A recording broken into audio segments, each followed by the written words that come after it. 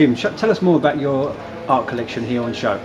The art collection here on show is part of the Dubai Dollar project. It's the money collection, which is 28 originals. We're stood next to number 26, which is Golfer's Cash, which features my 3-wood and my trusty Ghost putter that I used for several years at the Emirates and the Crete Golf Club. So how's the art collection been so far for you, being on show? It's your first art collection. You obviously work in golf. How's it been for you so far? No, it's been great. I mean, Media One's been the perfect venue, and it's such an easygoing hotel that encourages creativity. And what it gave me a chance to do was to showcase my full collection of Dollarsandart, which is the money collection. And you'll notice all my work features the dollar symbol and the sand, hence the phrase Dollarsandart, which can also be interpreted as dollars and art.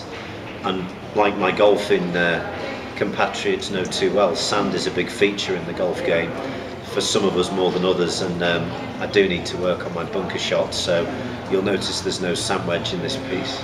So what made you actually bring a golf piece into your art collection? What was behind that? I know you work in golf, but what did you do that? Yeah, I mean, art's an expression of your life. So of the 28 pieces of the money collection here at Media City, each piece symbolises something from my life. So I've got a Hewlett-Packard laptop I used to use. I've got my car registration plate that's a replica of the one that I got a lot of traffic fines on to raise safety in the car. And on it goes. But the golf one specifically, it's something I play at least once a week, and I'm fortunate enough to have made the transition into the golf industry for Dubai Golf on the commercial side, looking after corporate clients, sponsorship, and it's been a great crossover, and the club have been a great support in letting me be creative in a very, very unique way.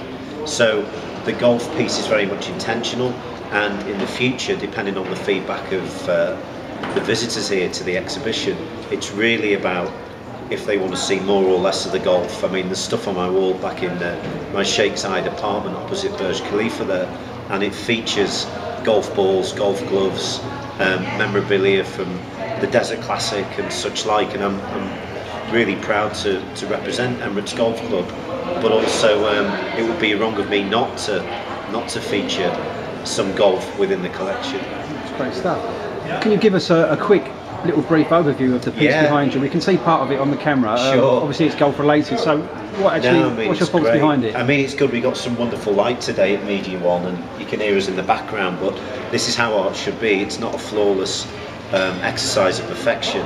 This is more about captivating some of the trivial things in my life on the golf course, which is what's more important. Is it that rescue wood down the middle of the fairway, or is it making the 7-foot putt? So we've all been there with the 3 or 4 putt when I've done the hard work, and vice versa.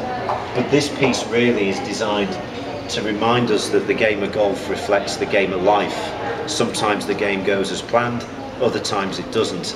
The fact that my life didn't go as planned for several years brought out of me the need to share my creativity through the form of art.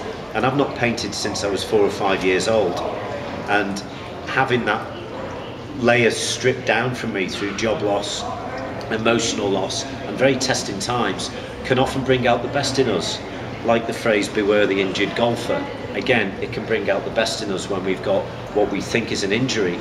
I play golf very, very quickly, and I should slow my swing down, let the club do the work. But the challenge that I've had with this piece was to try and captivate the golf clubs that are polar opposites, which is the wood versus the putter.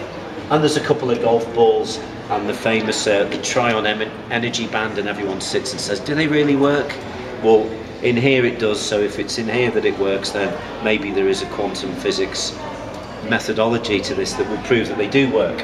But here we've got the sand, we've got a part of a dirham coin in there, and basically that piece is purely about drive for show and putt for dough. Okay, Jim, nice one. So how would you define the success of the Dubai Dollarsandart project? Well, there's two things. I mean, I'm giving away $64,000 of art. So you've got until the 3rd of April to come down to the Media One Hotel, get the claim form from reception, pick the piece that you want, and you go into the draw. Better still, if you're on Facebook or Twitter, take a picture of you with the piece that you want, retweet it or Facebook it, and that puts you into the draw on the 3rd of April. So the definition of success is getting as many of these filled out as possible. The second definition of success is how many golfers will actually come to the exhibition, and how many of them will actually come and see the art that may have never come to an exhibition.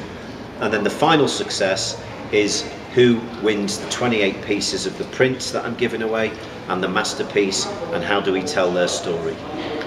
Okay, Jim, well, good luck with the rest of the actual exhibition. Thanks. And we'll leave the details on the page about how people can get involved, etc., etc. Thanks for your support, thanks for listening. Thank you.